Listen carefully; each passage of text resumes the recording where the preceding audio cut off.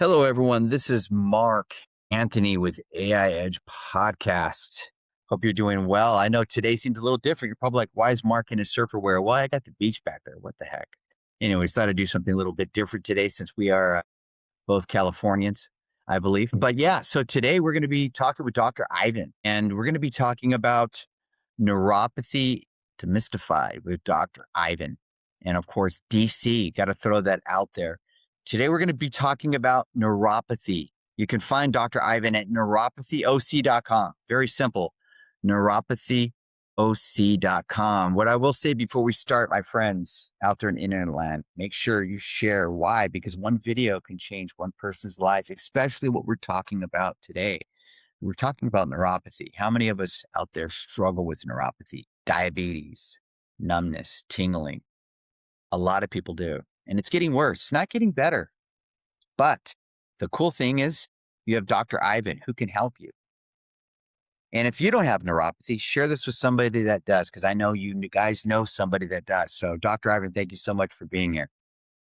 Thank you, Mark. I appreciate it. And yes, we are both in sunny California. I love it. It's funny. I have a best friend of mine.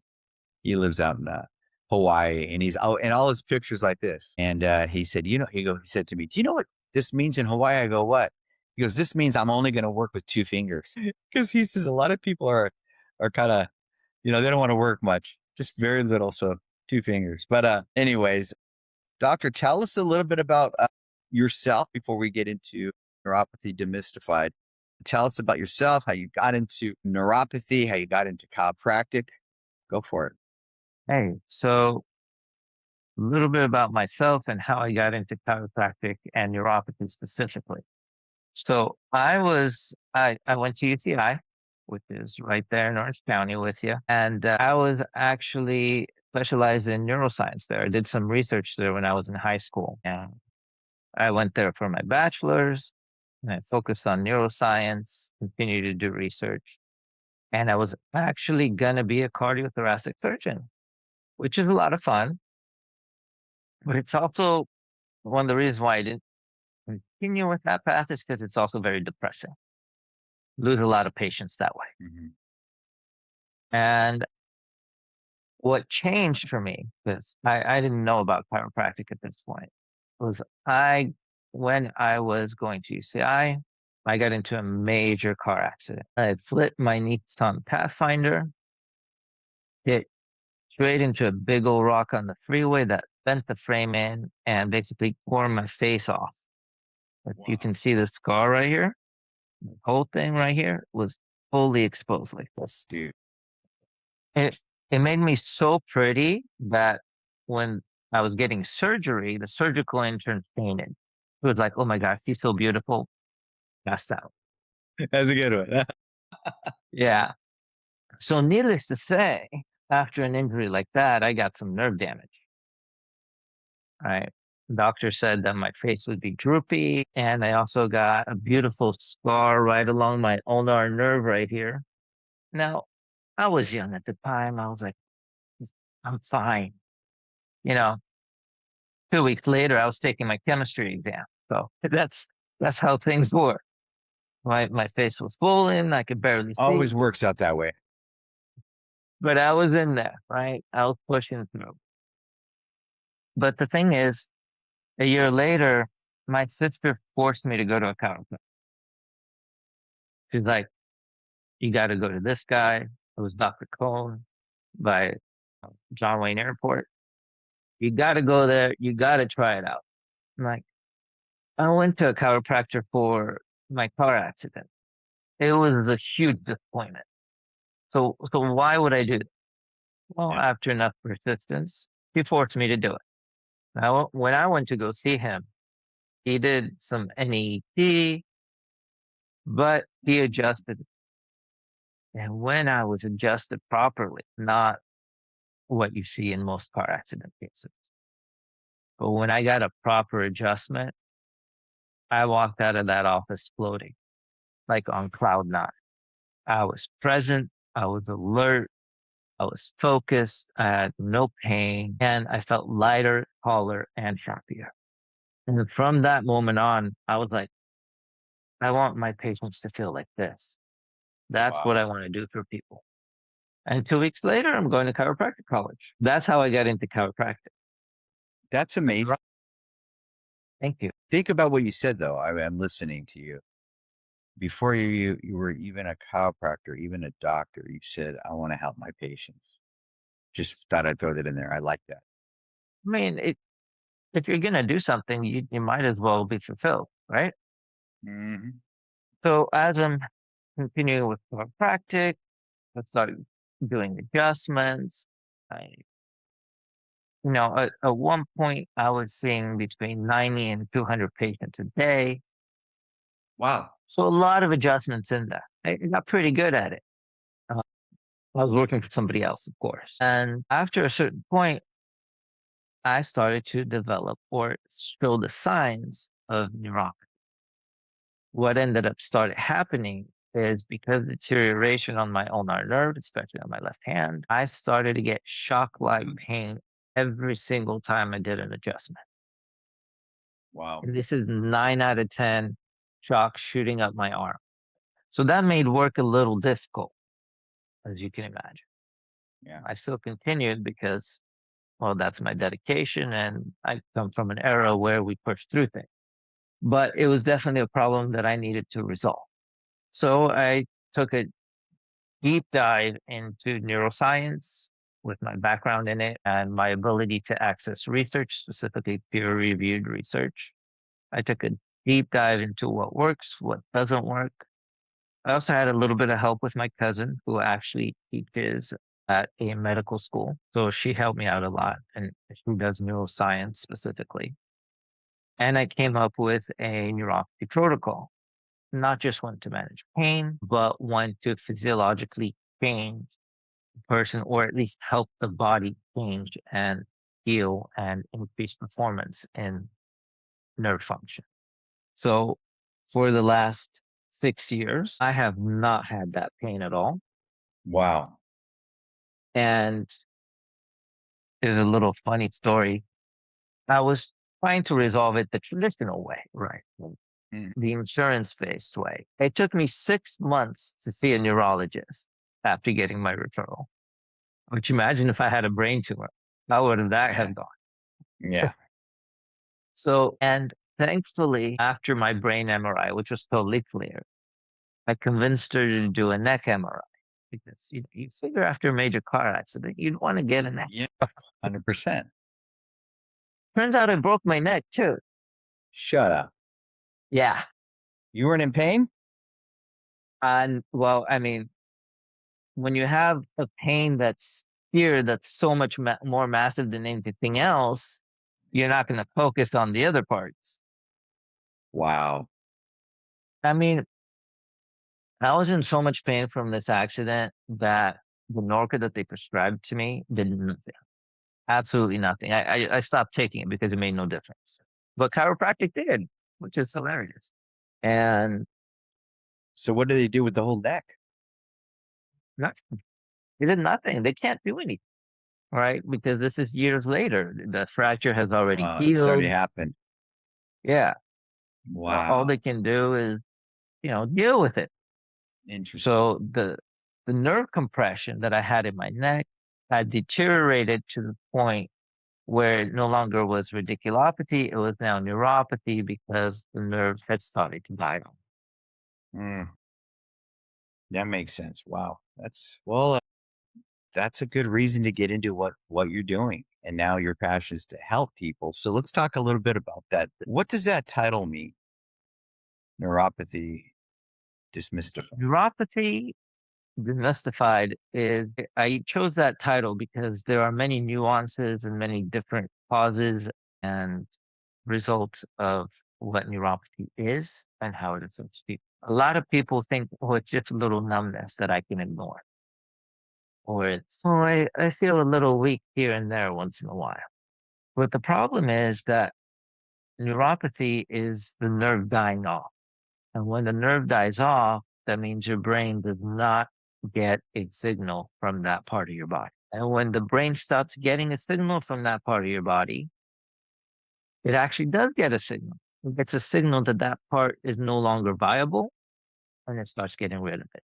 Kind of like the plant. When you look at a plant and the leaf starts to wilt off, Mhm. that's what's happening. Okay, wow. So let's talk about your practice some.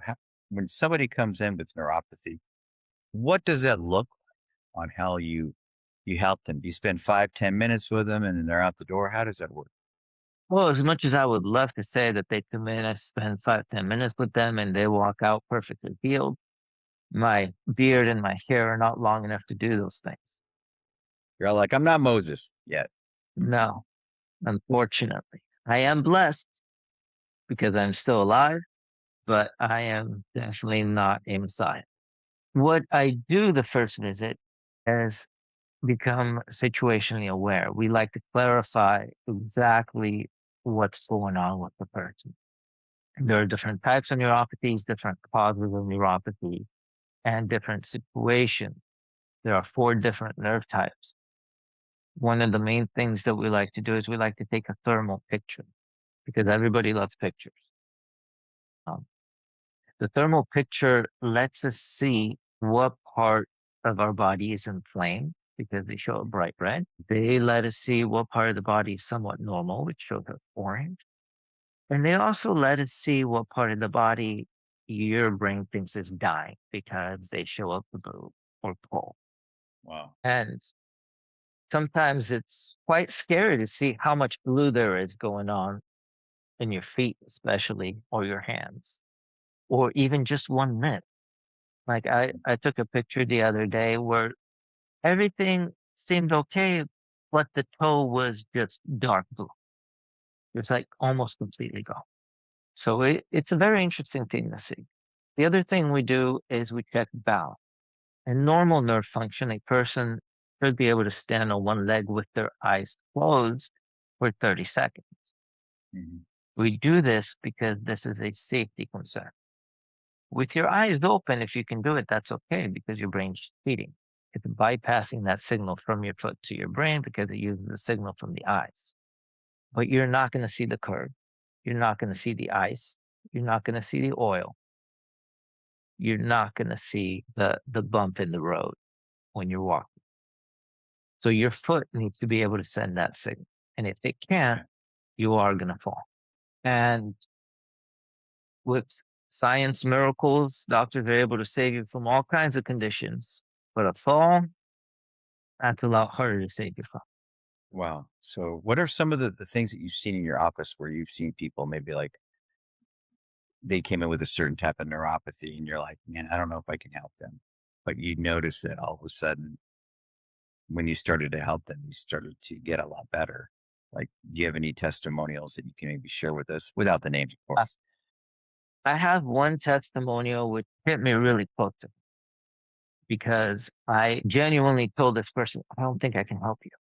This man walked into my office. Walking is a strong word. He dragged his feet into my office. He shuffled in, could not lift his feet off the ground. By this point, he had already lost a toe, could not walk, pain, of course. And we did the tests. I already knew he wouldn't be able to stand at all. I mean, he couldn't even stand while holding me. So I was like, well, I don't know if I can help you. I I sent some electric current through to see how much life or reaction we can get. Nothing, absolutely nothing. And my protocols, it because it's involved, it's not a low price one, right? I mean, it's not as high as stem cells where we're reaching, Or hundreds of even thousands of surgery? dollars or surgery, but surgery is covered by insurance. So I was like, this is a decent investment for you, and I am not sure you're going to be able to get the results that you want. But thankfully, he's a fighter, and he's like, let's do this. So we did. After a month, the pain was gone. After 2 months, he was able to take steps, Wow. like an actual full step.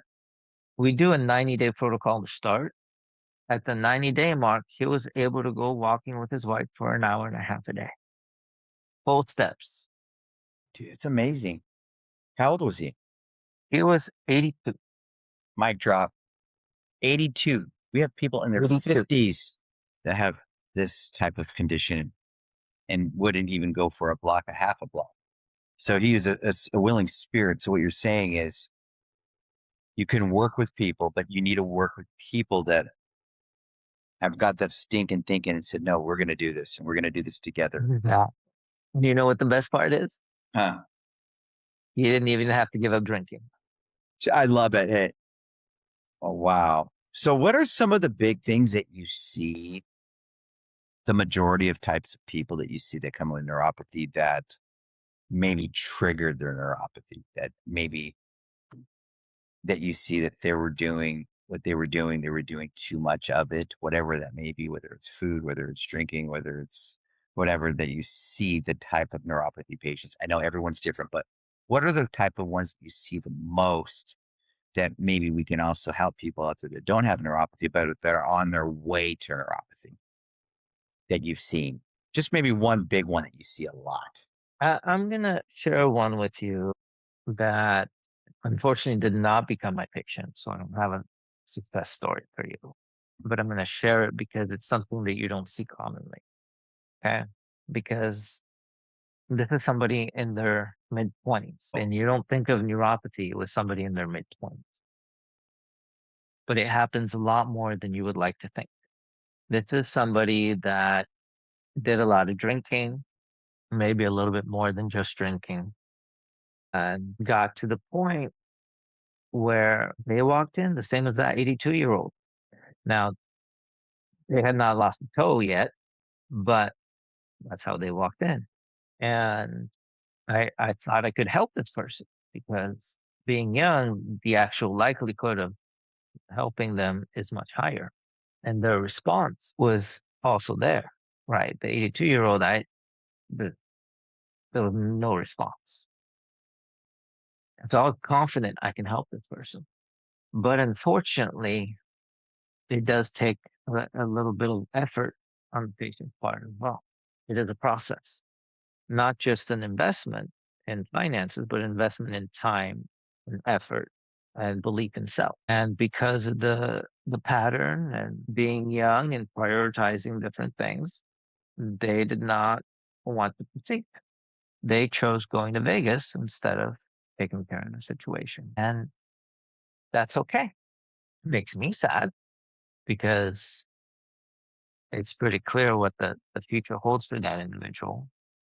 But we're in America and they have the freedom to make the choices. wow. You know, you can't get them all. It's a hard one.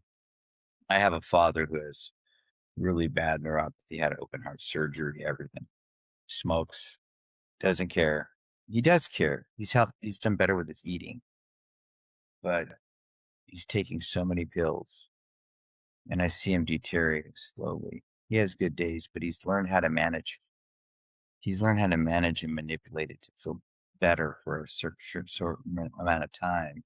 And I asked him, I go, don't you want to get better? He goes, yeah, of course I do. But this is how I want to live my life. I want to go out on my own terms. And it's very selfish because he has children. And it's like all I can do is pray for him to have his eyes to be opened because he doesn't want to be changed. But the reason why I bring up the story, not to put my dad on fire, because I know he won't watch this. He's one of those stubborn ones. You know, there's a lot of people out there that are struggling right now with neuropathy, but they want to change. Those of you that don't want to change, you don't want to watch this video. It's going to be too much for you. It, I would say, what would you say? 50% of it is that spirit of willingness, and the other 50 is just willing to, you know what, let's do it, whatever we can. And if you're thinking, well, it's going to be too much money, you know what you're saying, everyone out there? I'm not worth it. You're not worth it. Isn't it funny how when something happens, the car breaks down, we don't have the money, but we fix it? Why do we not do that with our own bodies?